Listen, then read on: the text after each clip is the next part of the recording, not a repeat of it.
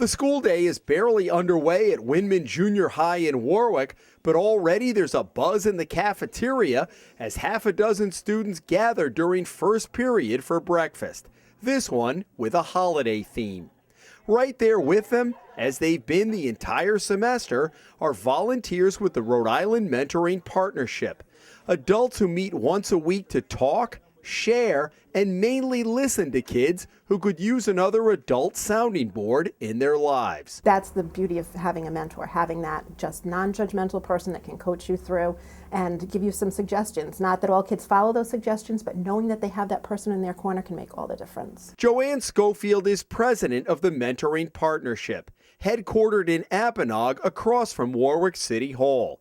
The program began in 1990 with 10 children and 10 mentors in the Warwick schools. That eventually expanded to all 27 schools and now includes 200 children who have mentors across the city. But the organization also trains others and has 60 programs reaching 5,500 children across Rhode Island, including this one at Thompson Middle School in Newport. Schofield says it's a simple concept.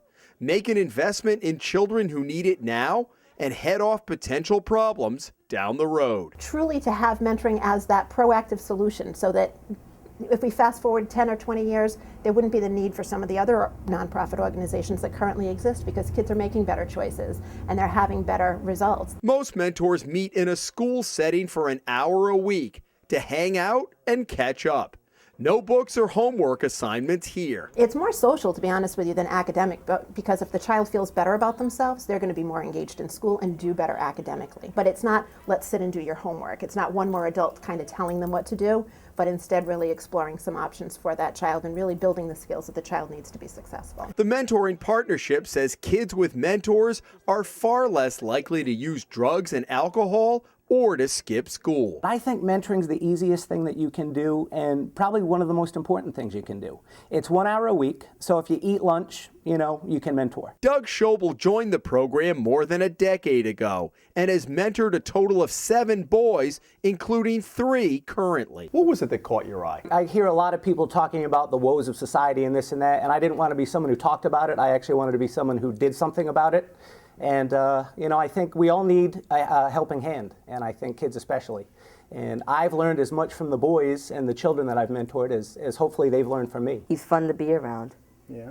He's a good friend when you want to get away from school. 6th grader Luke Donovan has been meeting with Doug since he was in the 1st grade. If there's any problems that's going on, I can talk to him. We just talk about stuff that I'm interested in. It's fun. It's been a joy to see him to age, to see him mature, to see him go from this little quiet boy to now he is, very gregarious. He is funny. He's hilarious. We laugh the whole time, really. He's a friend. Midge McPeak met Carlo Monti 8 years ago when Carlo was a 6th grader at Robinson Elementary School in Warwick. His mother had just died, and Carlo was living with an aunt in Warwick. Midge continued as a mentor when Carlo went to Windman Junior High. He's such an easy person, even at that age, to get along with. He's so likable. We just clicked. Do you remember when you first met her? Yes, it was in this room. We were right over there, and once a week we would meet in that room. And we just hit it off from the beginning. In my own life, I had a number of adults who were supportive of me, and they helped me along the way, and I felt as though that's part of giving back. And if I could step up to the plate and, help a child, encourage a child, let them know that, anything was possible, then that's, where I came from. We played games. She would bring puzzles, arts and crafts.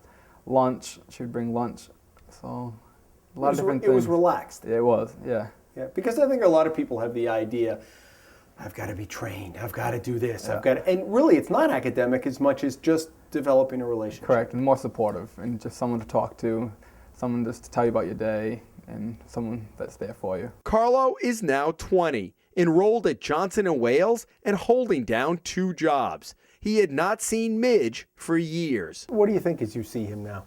I am so proud of him. He's such a fine young man, and I had no doubt that he would get to that point. He believed in himself, I think he saw the possibilities of what he could achieve, and then he did achieve them. We need mentors badly. We need folks that are willing to step to the plate and advocate for kids and to say, yes, I can give an hour a week. And all of my priorities and everything that I do, I can make that 1 hour a week commitment to help a child, and in the process, I think, help themselves. It gives you perspective. I think as an adult, with our lives as busy as they are, I think it's a point of reflection where you can actually sit down for an hour. They say it's really important for a child to have a dedicated hour to them, to him or her, but equally important for the adults, that life is so busy, and if you can just sit back, relax, slow down, and just get more perspective, that's what it's helped with me. I think seeing the success of the children, it just made me glow. They just need someone there that believes in them. And I think as a mentor, you're in the school with them on a weekly basis. Parents don't have that opportunity. So even if they have a wonderful family at home, they don't have the ability to have somebody there knowing what they're doing on a daily basis, week-to-week basis. Schofield, who gave up being a mentor as she moved up the administrative ladder, has gone back to it again this year. The piece that most people don't realize is how much it really does feed their own souls. As much as, oh gosh, I have to drop everything, I have to be here. In the long run, if you step away from it, you miss it. You're welcome. Hold In on. Warwick, Jim Hummel for the Hummel Spotlight. You're welcome.